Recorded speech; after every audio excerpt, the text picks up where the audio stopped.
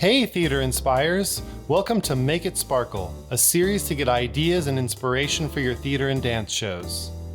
This video is about producing and directing exciting community theater, and it features Michael Montgomery. Michael has had his hand in directing many shows at Stageworks Theater in Houston, Texas. Shows like Little Women, Cabaret, Bonnie and Clyde, The Wizard of Oz, Mamma Mia, Damn Yankees, and the list really goes on and on. Hope you enjoy this and get some fresh ideas.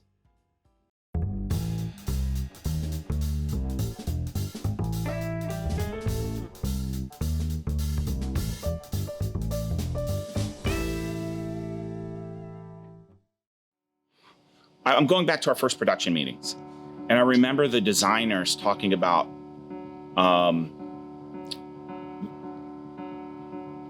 when you go into Munchkin Land, you got to create these stark elements in the show. You have to go from this sepia stylized look, to this magical just place that you've never seen before. It kind of reminds me of the Willy Wonka movie, right? Where you're in this stark English town, or, the original movie, and you go into this magical, fantastical place. Whatever you do, you have to make the elements in all the scenes pop differently. So the point where you have to be, you have to be unbounded in your imagination. And a lot of times, I think people get caught up in, we can't do that because there's so much costume change there, or there's shifts in costumes, and because you don't, depending on, on our stage, we wanted to only cast like 30 people. So we had, but we had those 30 people playing different roles in the show because they have to move into Emerald City, right? So when you go from scene to scene to scene, don't let the fact that you have all these scenic shifts and these costume changes keep you from being unbounded in your imagination. That to me was the first thing we talked about, is that don't stop yourself because there's a costume change. When you do that, this is a heavy word, you destroy that unbounded imagination that the show has to have to come off to the audience, to create that element, and to create that going back to the past. Because if you look at the movie, because everybody's going to compare it to the movie, everybody does. And if you look at the movie, if you look at the different elements, they all were so different from each other. They were so unique. And everybody says, well, they're going to compare it to the movie, and that's bad. And I don't think in this case it's bad. I think what they did so well is they were unbounded in how the costumes and the scenes should look. Now, it's a movie, so it's easier. They have time, they can stop scenes, they can roll the tape back, or roll the film back. But for us, I think you have to take the same mindset, which is each element, each costume has to stand on its own for that moment.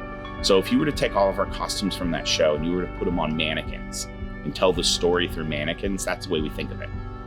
You should be able to look at the mannequin and know what scene you're in and know the story of that scene through that mannequin. That's the way we thought of it. Set design, it's so hard because you're dealing with different. One of the things that's important, I think, as a new director in set design is to realize that the designers have a good designer. They want all of their elements in the show, all of them, and they'll fight for them. They'll push for them very hard. And at the end of the day, what I've learned is to let the designers design and let their imagination and their mind work unbounded as well, with no boundaries. Just let them go. Don't try to change. Don't let them go to a point to where you really have to get down to, now we have to really plan it. And what I mean by that is, usually the first meeting or two with a designer is they throw things out there, and you're in your head as a director thinking, there's no way we can pull that off on our stage. We don't have the budget.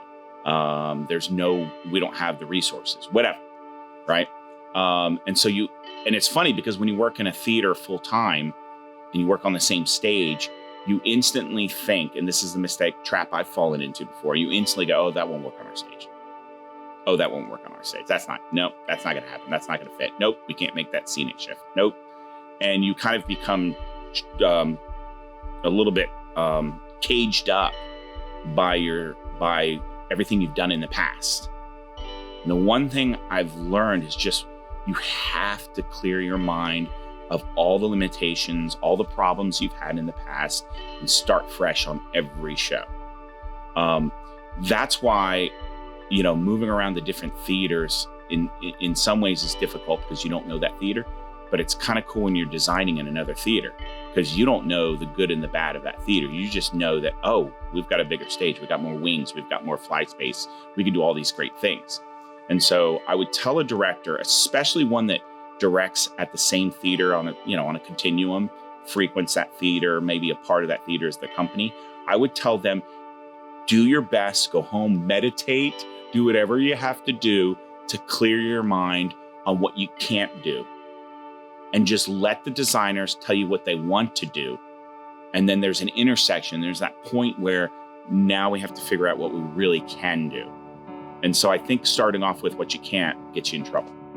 Hey, thanks for watching. If you've directed shows on a community or school stage and have ideas or tips to help other storytellers make their show a success, please be sure to include it in the comments below.